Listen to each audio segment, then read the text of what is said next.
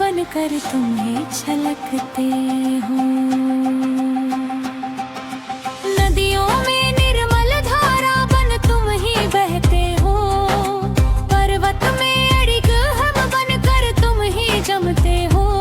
सूरज में तेज बनकर जग को तुम ही तपाते हो। चंदा में शीतलता बनकर तुम ही चमकाते हो। बच्चों में निश्चल हंसी बनकर तुम ही खिललाते हो। वृद्धों में अनुभव बनकर तुम ही समझते हो।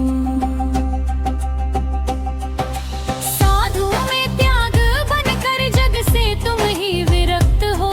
कवियों की वाणी बनकर तुम ही मुखरित होते हो। सागर में गहराई बनकर तुम ही लहराते हो।